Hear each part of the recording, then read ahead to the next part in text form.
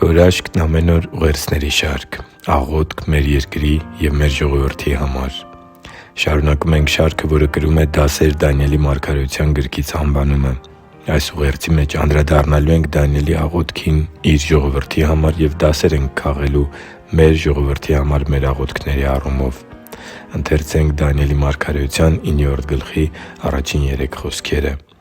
«Ասուերոսի որդի Դարեհի առաջին տարում, որ մարերի սերնդից էր և թագավոր կարգվեց Քաղդեացիների թագավորության վրա, ես Դանիելս նրա թագավորության առաջին տարում գրքերից հասկացա այն տարիների թիվը, որոնց համար Տիրոջ խոսքն էր հասել Երեմիա մարգարեին, թե 70 տարուց պիտի ավարտեր Երուսաղեմի ավերումները։ Եվ ես իմ երեսը դեպի Տեր Աստված դարձրի, որպեսզի ծոմապահությամբ, քուրձով ու մոխիրով աղոթք ու աղաչանք մատուցեմ» (Դանիել 9.1-3): Սիրելի՛ բարեկամ, առաջին դասը, որ կարելի է սովորել այս ուղերձի մեր թեմայից, այն է, որ Դանիելը կանոնավոր կերպով ընթերցում էր Աստծու Խոսքը։ Երեմիայի մարգարեության մեջ էր, որ Դանիելը հասկացավ, որ Բաբելոնի գերությունը Տեր Աստծու պատիժն էր իր ժողովրդի վրա, և նաև Երեմիայի մարգարեության մեջ էր գրված, թե քանի տարի էր տևելու այդ գերությունը։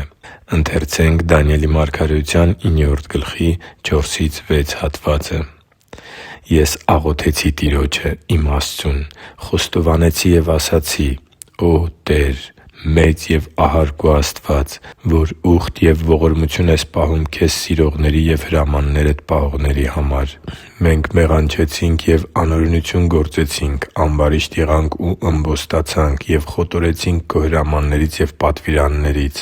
Չլսեցինք Քո ծառաներին՝ մարգարեներին, որոնք Քո անունից խոսեցին մեր թագավորների, մեր իշխանավորների և մեր հայրերի հետ և երկրի ամբողջ ժողովրդի հետ»։ Դանիելից կարող ենք սովորել նաև իր ժողովրդի համար բարեխոսական այս աղոթքի մոտեցումը։ Դանիելն իրեն չէր տարանջատում իր ժողովրդից։ Նա խոստովանում էր ժողովրդի մեղքերը որպես իր սեփականը։ «Մենք մեղանչեցինք և անօրենություն գործեցինք, ամբարիշտ եղանք ու ըմբոստացանք և խոտորեցինք Քո հրամաններից և պատվիրաններից։ Չլսեցինք Քո ծառաներին՝ մարգարեներին»։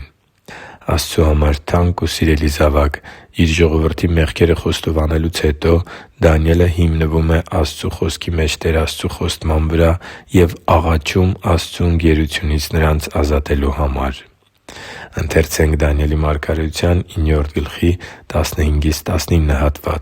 «Եվ արդ, ո՛վ մեր Տեր Աստված, որ հզոր ձեռքով Եգիպտոսի երկրից դուրս բերեցիր Քո ժողովրդին և Քեզ համար անուն վաստակեցիր, ինչպես որ այսօր է, մենք մեղանչեցինք ու անօրենություն գործեցինք։ Ո՛վ Տեր, աղաչում ենք, ըստ Քո բոլոր արդար արարքների, թող Քո բարկությունն ու զայրույթը հեռանան Քո Երուսաղեմ քաղաքից՝ Քո սուրբ Սարից։ Մեր մեղքերի և մեր հայրերի անօրենությունների համար Երուսաղեմն ու քո ժողովուրդը նախատինք են դարձել բոլոր մեզ շրջապատողների համար։ Եվ արդ, ո՛վ մեր Աստված, լսիր Քո ծառայի աղոթքն ու նրա աղաչանքը և հանուն Քեզ, ո՛վ Տեր, հաճոյաբար նայիր Քո ամայացած սրբարանին։ Խոնարհեցրու Քո ականջը, ո՛վ իմ Աստված, և լսիր։ Բա՛ց աչքերդ, տե՛ս մեր ավերակները և այն քաղաքը, որ Քո անունն է կրում։ Որովհետև մեր աղերսանքը Քո առաջ ոչ թե ըստ մեր արդարությունների է, այլ Քո մեծ ողորմության։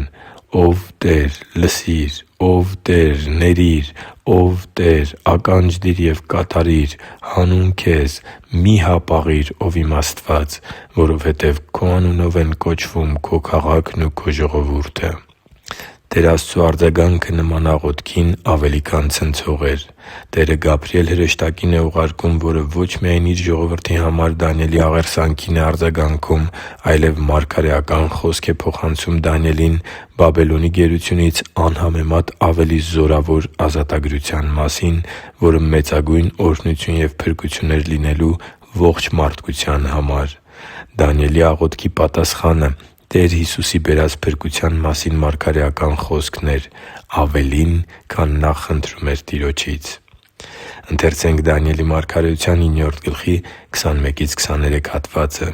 «Եվ մինչ ես աղոթում էի, երբ այդ մարդը՝ Գաբրիելը, որին տեսել էի առաջին տեսիլքի մեջ, սրընթաց թռիչքով երեկոյան զոհի ժամին հասավ ինձ։ Եկավ և հասկացրեց ինձ ասելով. Ով Դանիել, հիմա եկա, որպեսզի քեզ խելամտություն և հասկացողություն պարգևեմ։ Քո աղաչանքի սկզբում մի պատասխան եղավ, և ես եկա այն ասելու, որ դու սիրելի ես։ Ուրեմն հասկացի՛ր պատգամը և իմացի՛ր տեսիլքը։ Թող մեր աղոթքն առ Աստված այսօր լինի մեր ժողովրդի մեղքերը Տիրոջ առաջ բերելը և մեր հայրերի սխալների ու Աստծու Խոսքին հակառակ արարքների համար Տեր Աստծուց ներողություն խնդրելն ու Նրա ողորմությունը մեր ժողովրդի համար աղերսելը։ Սովորենք Դանիելից ժողովրդի հետ մեկանալու աղոթքը և Տեր Աստծուն ուղղված բարեխոսություն և ապաշխարություն բարձրացնելը։ Աղոթենք, որ Տեր Հիսուս Քրիստոսի ճշմարտության իրական ազատագրությունը այցելի մեզ ու մեր ժողովրդին, և մեր ազգը Քրիստոսի Ավետարանը մյուս ազգերին հասցնող իրական ու զորավոր փարոս դառնա այս վերջին ժամանակներում։ Հիշի՛ր, որ դու Աստծո հրաշքն ես, և Աստված սիրում է քեզ։ Շնորհակալ եմ, որ դու կա՛ս։ Սիրով և աղոթքով, Արման Մանուկյան։